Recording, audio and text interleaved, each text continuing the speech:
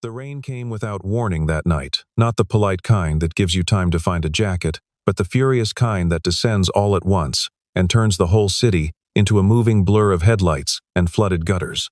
Elena Whitmore sat in the back seat of the company car, her head resting against the cold glass, her eyes half closed. She was 34 years old and already felt the particular exhaustion of someone who had been running for so long that she had forgotten what standing still felt like. The ink on the merger documents was barely dry, 300 journalists waiting outside the building, a board that expected results by the end of the quarter, an assistant who called every 11 minutes. And now the rain, the dark, and the distant sound of a truck somewhere behind them that was going too fast for weather like this. She did not see the impact coming. Nobody ever does. The truck drifted lanes without a signal, its wet tires failing to find any grip. And the collision was less of a crash than an erasure. One moment the world was a lit highway, and the next, it was spinning glass and a terrible silence where sound should have been. The car left the road and came to rest on its side in the shallow drainage ditch at the highway's edge. Steam rising from the engine in slow, ghostly curls. The windshield had splintered into a white web of cracks but had not fully given way. And through it the rain was visible, still falling. Still indifferent to the wreckage it was falling on. The driver's side had taken the worst of it. Elena was on the passenger side, suspended at an angle she could not immediately parse. The seatbelt pulled so tight across her chest that breathing was a conscious effort. One of her shoes was gone. She did not know how. The car had simply swallowed it somewhere in the course of its motion through the dark. Elena was conscious for only a few seconds after it stopped moving, long enough to smell something burning, long enough to feel the sting of the seatbelt across her chest, and long enough to hear the rain still falling, indifferent and steady, as if none of this had happened at all. She did not hear the footsteps. She did not hear the voice at first. What she did feel was hands, firm, careful, insistent hands working at the door that had crumpled inward, and then the cold rush of wet air when it finally gave way. Someone was pulling her free. Someone who smelled of motor oil and rain and something warm underneath, like a man who had been working all day and had not yet had time to rest. She felt herself lifted. She felt herself carried. She tried to open her eyes and saw only the briefest impression of a face, dark eyes, deeply tired, the kind of tired that accumulates over years, and not just a single long shift. And then the burning behind the car became a sound, a deep metallic thump as something ignited, and she felt the arms around her quicken their pace, and then she felt nothing at all. She woke in the hospital 3 hours later. White ceiling, the antiseptic smell. Her assistant, Marcus, asleep in the chair beside her with his phone still clutched in his hand like a weapon. The nurse told her she had a mild concussion, bruised ribs, and a deep laceration along her left forearm. She told her she was very lucky. She told her that someone had pulled her from the vehicle before the fuel line caught. Elena asked who. The nurse said they did not know. The paramedics had found her on the grass at the side of the road, placed carefully. Her jacket folded beneath her head like something deliberate, like something done by a person who wanted to leave her comfortable even if he could not stay. A detail like that stays with you. Whoever had done it was gone before they arrived. No name, no witness statement. Just gone, the way people go when they want no part of gratitude. Elena lay there for a long time in the thin hospital light, listening to the rain on the window, and felt something she had not expected. A kind of hollow, urgent need she could not name. Not grief, not fear, something more like the feeling of standing in a room where someone has just left, and the air still holds the shape of them. She had spent the last decade being very good at knowing what she wanted and going directly toward it, and it had served her well in every domain that mattered professionally, and had left her, in all the domains that didn't appear on a balance sheet, strangely unequipped. She did not know how to want something she could not identify. She did not know the word for this specific variety of lack. She would find him. She decided that before she fell asleep again. She did not know how yet, but she would find him. Daniel Reeves had not planned to be a hero. He had not planned most of the things that had defined the last 4 years of his life, not the hospital bills that came after his wife passed, not the second job driving nights so he could keep the apartment, not the particular look on his daughter Lily's face every morning when she made sure the lunchbox he packed for her had enough in it. checking quietly so he would not notice that she was checking. He was 38 years old and he had the hands of a man 10 years older, calloused from the garage where he worked days, marked now with a shallow burn scar along the inside of his right forearm from the night he had reached through the hot doorframe of a stranger's car and pulled her free. His name, had anyone bothered to ask, was unremarkable in the way that good men's names often are.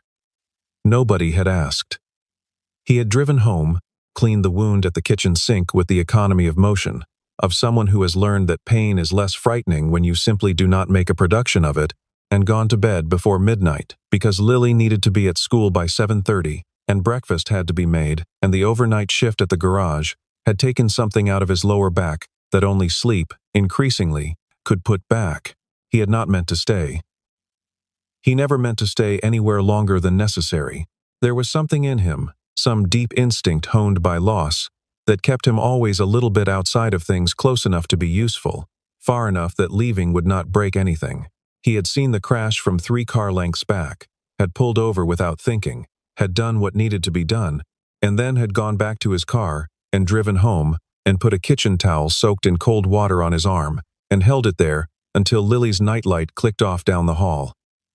He had not said a word to anyone. He had not called the police or the news or anyone. He had simply done it and let it be done. But the world, it turned out, had other intentions.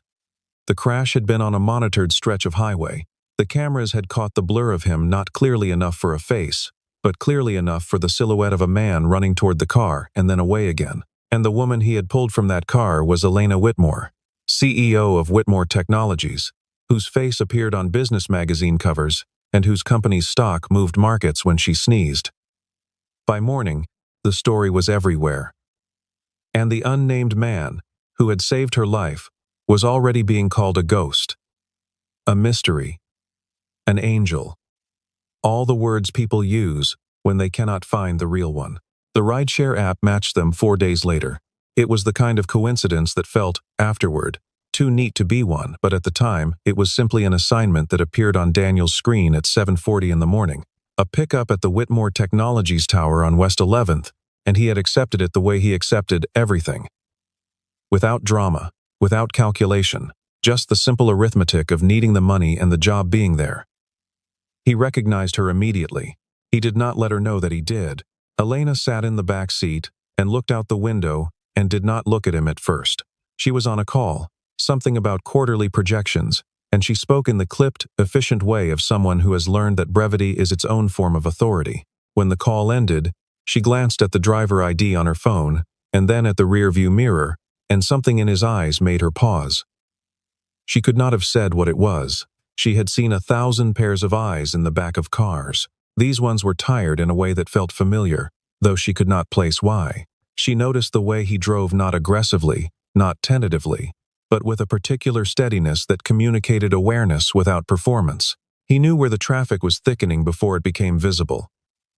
He took the longer route to avoid a bottleneck that would not have appeared on any app's calculation for another 4 minutes. These were not things she would normally have noticed. She noticed them. "Long night?" she asked, because she had learned that asking small questions sometimes loosened the world enough to breathe in. He looked at her in the mirror for half a second. "Long enough," he said. And that was all. She found herself requesting him again the next morning. And the morning after that. The app's algorithm, helpfully, kept surfacing him consistent pickup times, consistent ratings, close proximity. She told herself it was convenience. She told herself it was because he drove without unnecessary music and did not make her feel obligated to perform small talk. He was simply there, quiet and reliable. The way the best structures are present enough to support. Invisible enough not to interrupt.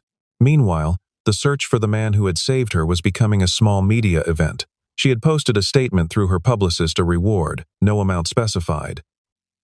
Only her genuine desire to thank the person properly. The story ran in 3 major outlets. Online, people speculated. Someone said it was a firefighter off duty. Someone else said it was a veteran. A woman in the comments said her husband had seen a man running from the scene with a burned arm, and this detail, the burn, the arm lodged itself in Elena's mind and did not let go. She had begun to understand, in the weeks since the crash, that the event had done something structural to her. She had been a particular kind of person before it, capable, driven, organized, not unkind but not exactly warm either, the kind of person who sends thoughtful birthday messages on the correct day and forgets them immediately after. She had been fine. She had been competent and fine, and occasionally lonely in the impersonal, ambient way of people whose lives are full of everything, except the one thing that cannot be scheduled. And then someone had carried her out of a burning car and set her down gently on the wet grass and disappeared. And she had woken up in a hospital with a need she could not name and had spent every day since trying to name it. Marcus, her assistant, had become obsessed with the search in the way that assistants sometimes adopt their employer's obsessions as their own. Partly out of loyalty, and partly out of the need to feel useful, he had compiled a list of 12 men who had been in the vicinity of the crash site that night, cross-referencing traffic app data with nearby parking records. None of them had come forward. He had also, more quietly, begun to feel uneasy about the whole business, a nameless instinct that something about this story was not quite what it appeared. He said nothing to Elena about this.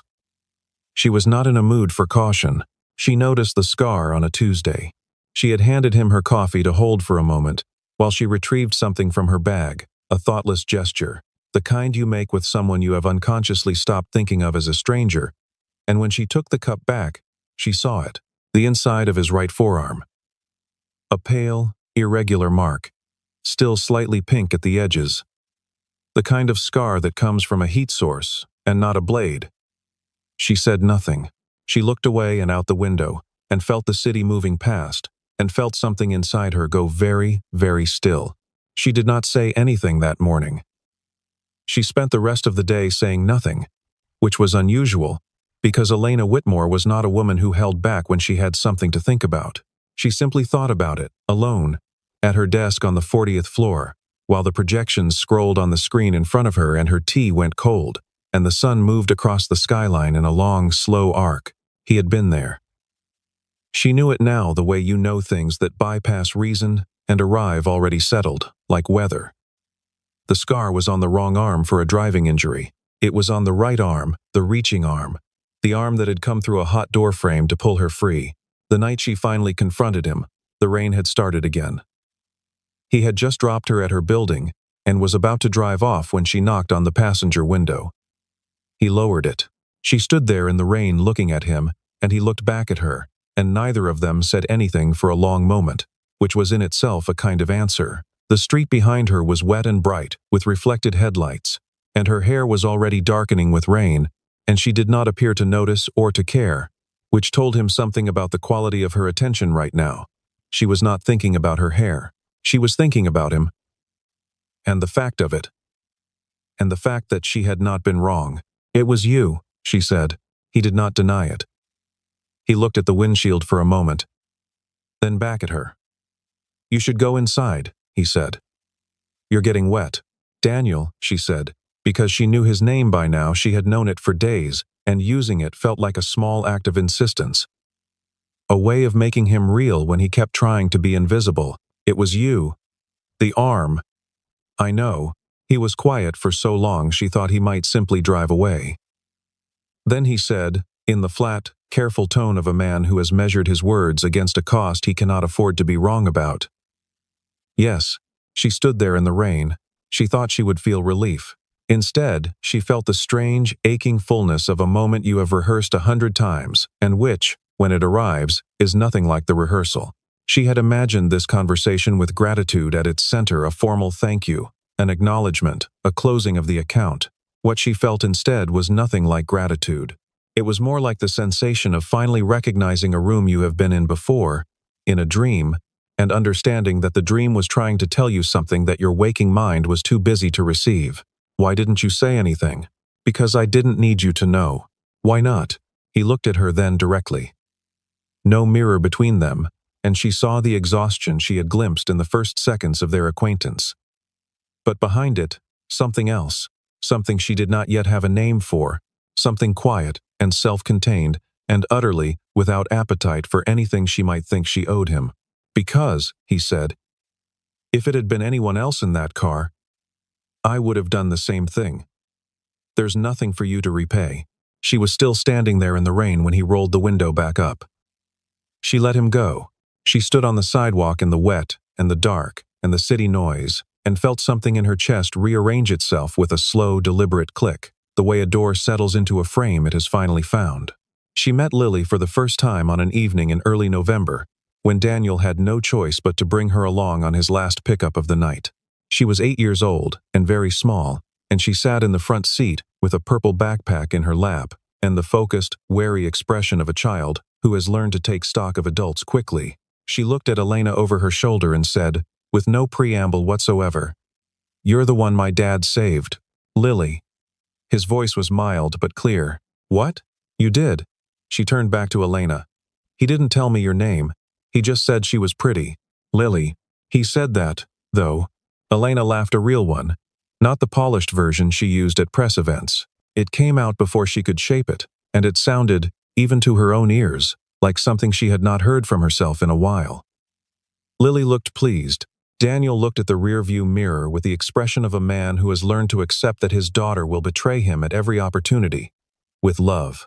That evening became another, and another. Lily had a homework assignment she was struggling with long division, which she approached with the focused fury of someone who considers math a personal insult, and Elena, waiting for a call that did not come, found herself sitting at the small kitchen table in their apartment, walking Lily through it.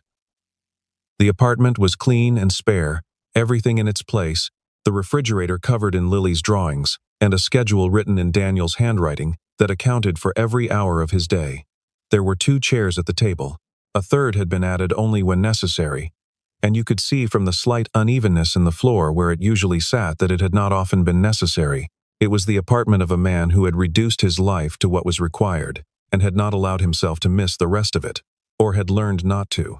There was a single plant on the windowsill, a small succulent in a terracotta pot that Lily had painted with nail polish, in what appeared to be her interpretation of a tiger. It was improbable, and vivid, and alive in the window's gray light.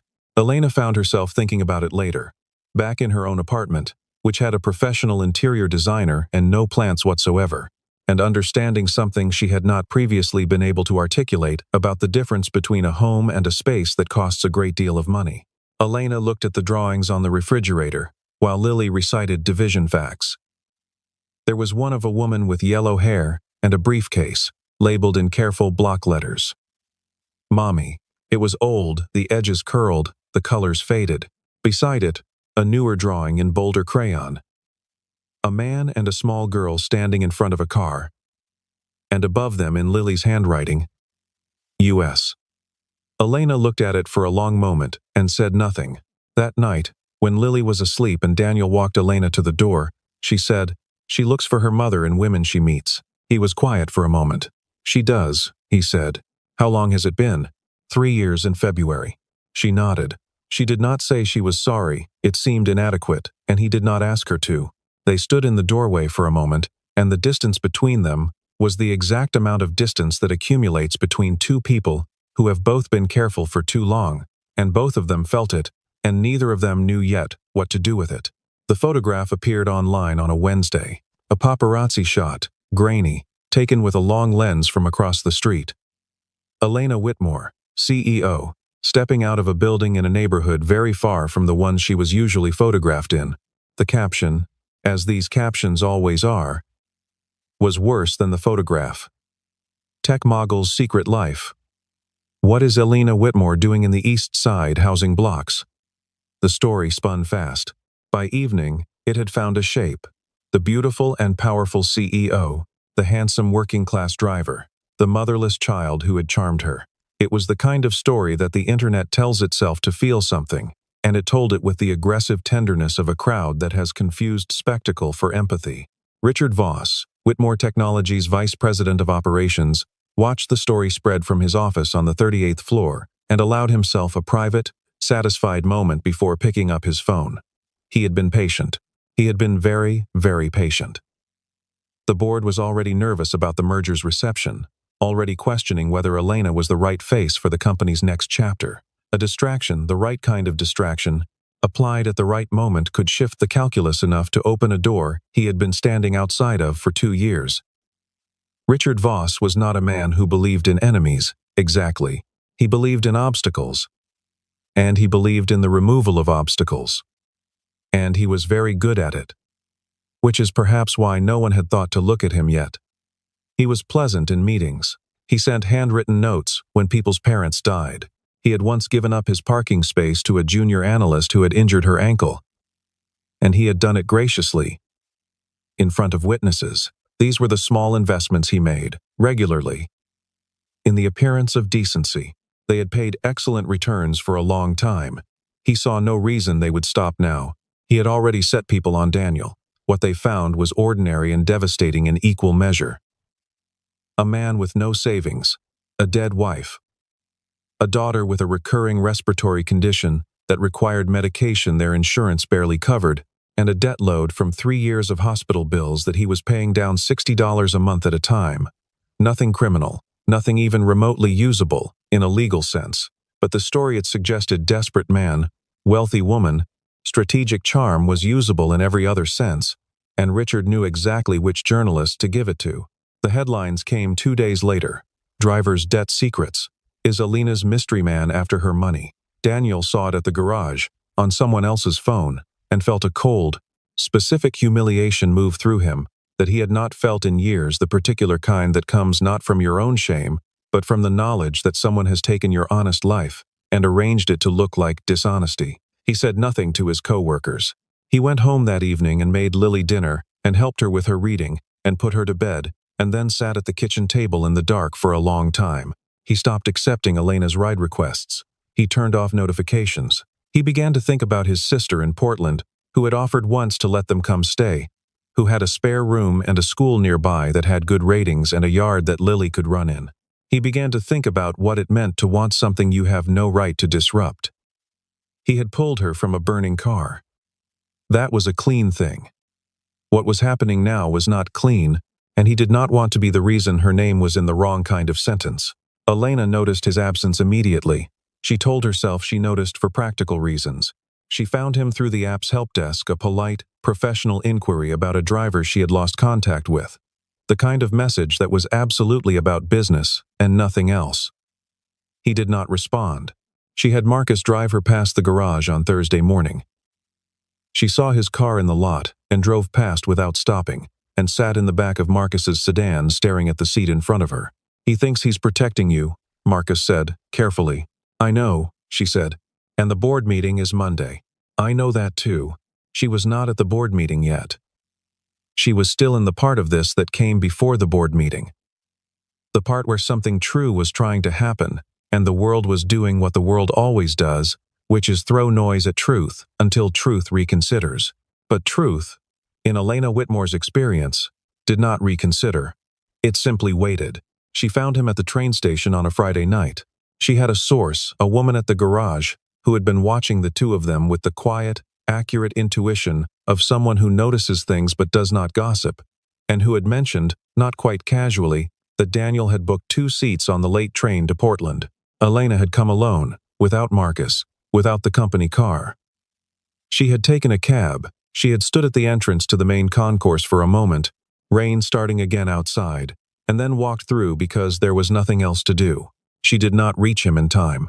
She saw him from 30 feet away, his back to her, Lily's hand in his, the purple backpack over Lily's shoulders, the train already loading, and she called his name, and he heard her and stopped. But the stopping was the kind that might still become walking again, and she knew it. Lily turned around first. Lily always turned around first.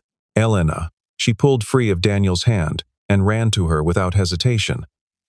The way children run before they have learned what caution costs. And Elena caught her, and held her, and looked up over Lily's shoulder at Daniel, who was standing very still in the middle of the station, the worst possible place to have a feeling. Which is perhaps why he finally let himself have one. He looked at Elena the way a person looks at a thing they have been trying to convince themselves they do not want, which is to say, he looked at her as if she were a problem he had already tried to solve, and could not. She looked back at him without flinching. She had gotten very good at that. The concourse moved around them, the announcements overhead, the rolling of luggage, the particular echo of a high-vaulted public space, and in the middle of it, the three of them were briefly, absurdly still. Then Daniel walked back. He picked up Lily's backpack from where it had slipped off her shoulder. He did not say anything. He did not have to. The not boarding was the sentence. She would not find out until later through her own investigation, conducted with the methodical intensity she usually reserved for market analysis, that the car crash had not been an accident. The details came in pieces. A maintenance record altered on the truck that had swerved into her lane. A payment made through 3 shell accounts to a driver who had since disappeared. A surveillance angle that Richard Voss had not accounted for, because it belonged to a shop 2 blocks from the highway that had updated its cameras the week prior. It took Elena's team 11 days to assemble the picture in full, and it was, when assembled, extraordinarily ordinary, in the way of most corporate betrayal, the same jealousy, the same arithmetic of ambition, the same willingness to treat a human life as a variable in a calculation. She had gone through the documents 3 times to make sure she had not made a mistake, because she had always believed in precision, and because she could not quite believe, even knowing what she knew about Richard Voss, that he had been willing to go this far. But the documents did not change. They were very patient, the way evidence always is. Daniel had not known what the license plate he had noticed meant. He had not known he was a witness to something. He had only known it was wrong, the way a person with working instincts knows a thing is wrong before they can explain why. She told him. She sat across from him in the station's small cafe, Lily asleep across 2 chairs beside them, with a borrowed coat over her shoulders, and she told him what she had found, and watched his face as he understood it. He was not a man who showed anger easily, but she saw it move through him then, not at her, not at the situation exactly, but at the specific kind of cruelty that targets good people with ordinary lives, as if their ordinariness makes them vulnerable. Which, of course, it does. That is precisely why it is cruel. He wanted me gone, she said. Before the merger finalized, Daniel said nothing for a moment. Then, you need me to testify. I need you to tell the police what you saw. Yes, I will. She had not expected it to be that simple. She had prepared arguments. She had a folder with documentation in her bag that she had not needed to open. He looked at her with the steady, undemonstrative directness she had come to recognize as the truest version of his character and said, I will. As if there had never been a question, they went back together. They filed the statement. The investigation moved quickly after that. Richard Voss had been careful, but not careful enough, and the thread, once pulled, unraveled everything underneath it.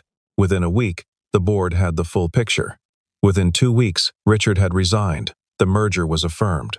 The company's stock, which had dipped in the week of scandal, began to recover with the slow, grudging reliability of something that was always going to be fine. And then Daniel was attacked. It was 2 days before the formal charges were filed, in the parking garage beside the garage where he worked. And whoever Richard had hired to clean things up was not finished cleaning. Daniel saw them in time to raise his arm before the first blow landed, which was the only reason it was not worse. He took a hit to the ribs, another to the shoulder, and then the sound of running footsteps and a car, and then silence. A coworker found him 20 minutes later and called an ambulance. Elena was at the hospital before they had finished the triage forms. She came in through the emergency entrance with her coat still wet from the rain outside, and her face arranged in an expression that her assistant had never seen before, and did not know what to call it. Was not fear, not exactly, and it was not the controlled composure of crisis management. It was the face of someone who has been trying to decide whether they are allowed to want something, and has, in the space of a 20-minute cab ride, finally decided. She told the nurse at the front desk who she was and who she was there for. And when she was shown to his room, she stood in the doorway for a moment before she went in. He looked smaller in a hospital bed. People always do. The bed makes them look provisional, temporary, like something that can be taken from you. She did not like seeing him there. She did not like it very much at all. She sat beside his bed. He was conscious, bruised in the specific way that makes a person look smaller than they are. And when he opened his eyes and saw her, he said, "You didn't have to come." "I know," she said. "Elena." Daniel. She said it the way she had said it in the rain outside her building, all those weeks ago. Not as an interruption. As a fact. The person I've been looking for. For all these months, it was never just someone I owed a thank you to. She paused. She was not, as a rule, someone who said things slowly. But this she said slowly. Because it was the kind of thing that should be said slowly. It was never just a debt. I think you know that. He looked at the ceiling for a moment. I'm a mechanic who drives nights, he said. And you're tired, she said. Of deciding who I am based on the building I work in. She looked at him. Lily calls me every afternoon. Did you know that? She calls from your phone, and she asks me to help her with her homework, and I do. And I don't know if you know this, but those are the best 40 minutes of my day. He was quiet. Outside the room, the hospital moved in its ceaseless, muffled way. The intercom, the distant wheels, the low hum of a building that is always somewhere, keeping someone alive. She asked me once, he said, slowly, if I thought you'd come to her school play. Elena felt something press against the inside of her chest. When is it? December 12th. I'll be there. He looked at her for a long time. She looked back. Neither of them looked away. And neither of them felt the need to, because they were past the point where looking away was useful. He reached out his left hand, the good one, the one not wrapped in bandaging, and she took it, and they sat like that while the rain resumed outside, and the city went on being the city, indifferent to the small, enormous thing that was happening in this room. He was released 3 days later. By then, the charges against Richard Voss were public knowledge, and the media's appetite for the story had shifted entirely. The villain was named, the CEO was vindicated, and the mystery man who had saved her, and then had been targeted for it, was no longer a scandal, but a story of a different kind entirely.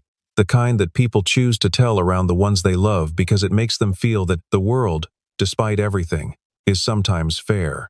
Elena had given one statement, and one statement only, to a single journalist she trusted, and in it she had said, there are people who live their whole lives quietly doing the right thing. The fact that it took a tragedy for me to find one does not reflect poorly on him. It reflects on me, and on how little I was looking. The statement ran everywhere. It was, by some distance, the most human thing anyone had seen her say in public, and it generated more goodwill for Whitmore Technologies than 6 quarters of strong earnings had managed. The board noticed this. The board was, in the end, always going to notice this. Daniel hated this version as much as he had hated the previous one. He was not, he told Elena plainly, interested in being a story. She told him that was all right. The story would run its course, and then people would find something else to be interested in, and they would be left with whatever was real, which seemed, to both of them, sufficient. The thing about going back to a life is that you cannot go back to it unchanged. Daniel returned to the garage.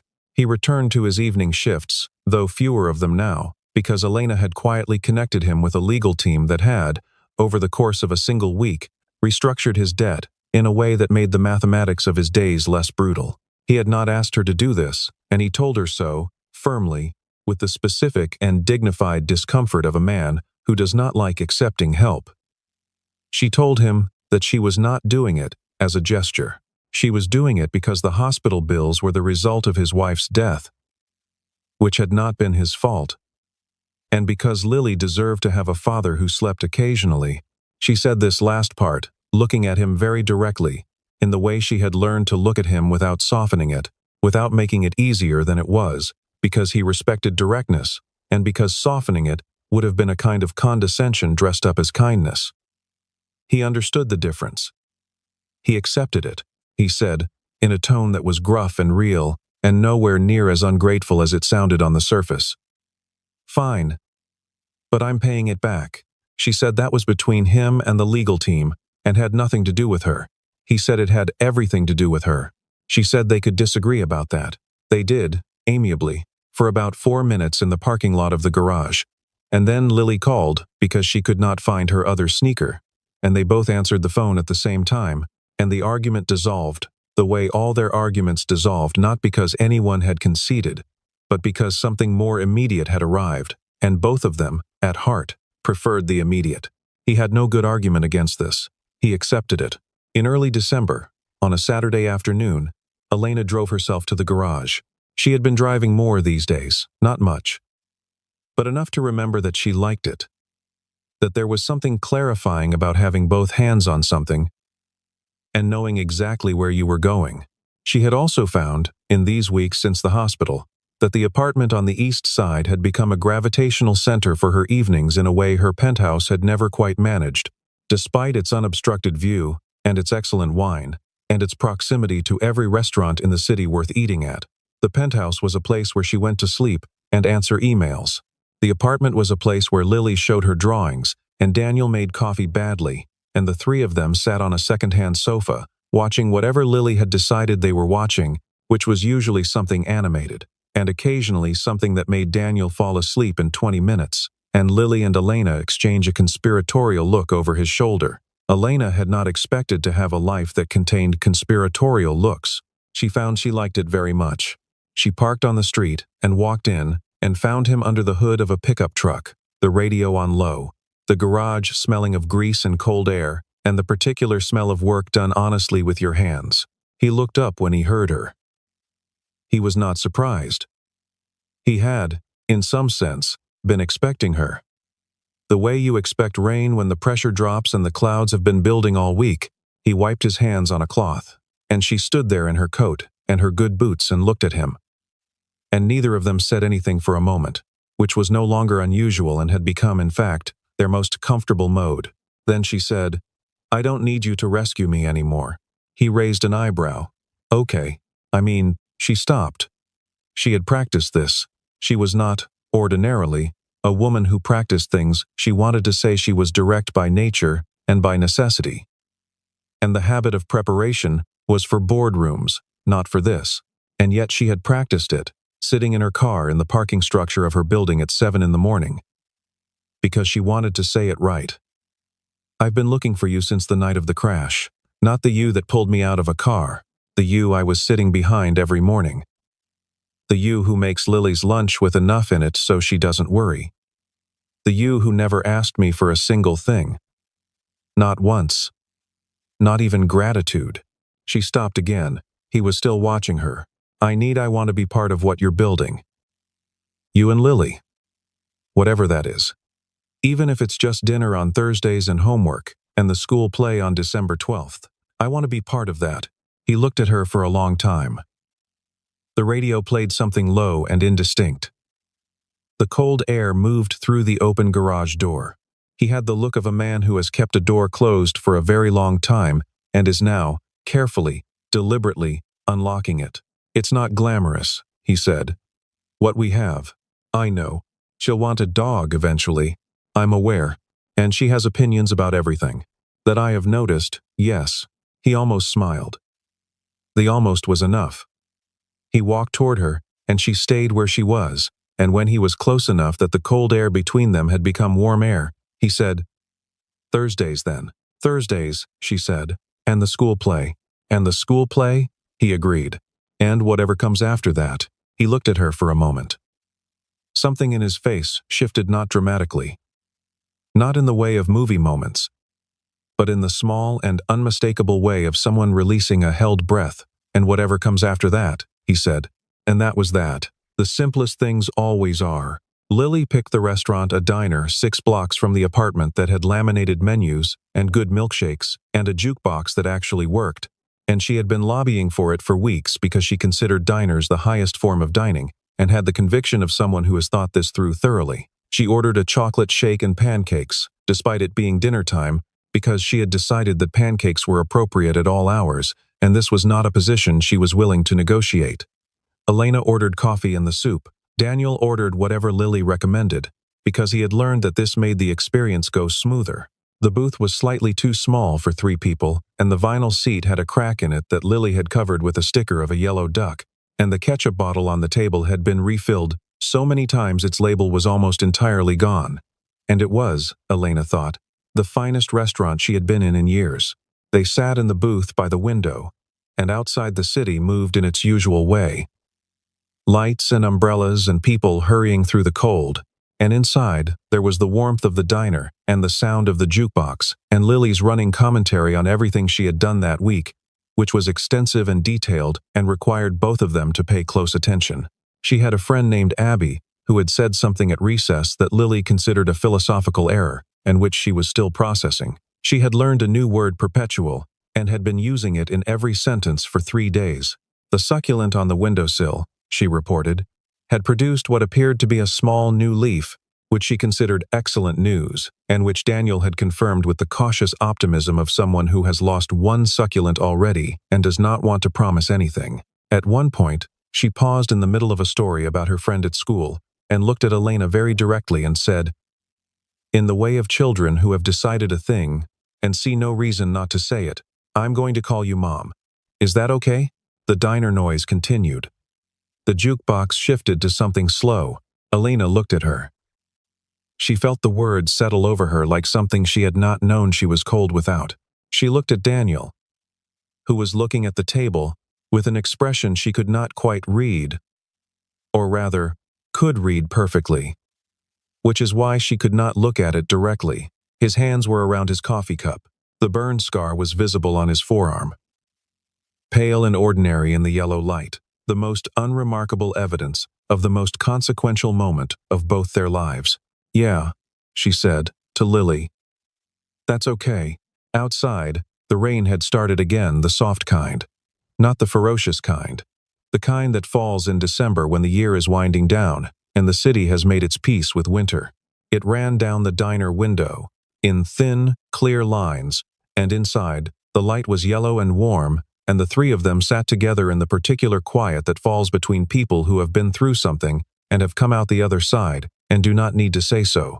There was a car at the curb, Daniel's old one, the one with the dent above the left wheel well, and the rearview mirror he had fixed with electrical tape, and the seat in the back where Elena had sat every morning, and looked out the window, and without knowing it, had already begun to feel at home. It sat in the rain, and was simply a car, unexceptional, unremarkable. The kind of thing you pass 1,000 times and never notice. But sometimes the most ordinary things are the ones that carried you somewhere you needed to go. On a night when you did not know yet that you were going anywhere. In the rain. In the dark, with someone you had not yet had the sense to recognize as yours. Some debts cannot be repaid. The best ones cannot. They can only be lived forward into one ordinary evening at a time, until the living becomes its own kind of answer. Elena had spent the better part of a year looking for a man who had saved her life, and she had found him sitting 3 feet away every morning, taking the longer route through the city, because he knew where the traffic would be bad before the apps caught up. She had been sitting in the back of the Answer the entire time. It was the funniest thing, she thought, or rather, the truest thing, which is often the same thing if you can stand back far enough to see it. Lily finished her milkshake and immediately asked if she could have another. Daniel said no. She asked Elena. Elena said that was a dad question. Lily considered this, recognized it as a united front, and accepted it with the dignified resignation of someone who has encountered a fair outcome and respects it even while finding it inconvenient. She settled back in the booth and looked out at the rain and hummed something quiet to herself. And Daniel's hand found Elena's on the table, and the evening went on the way good evenings do, without drama, without ceremony, without anyone needing to say what it was. It was simply the beginning.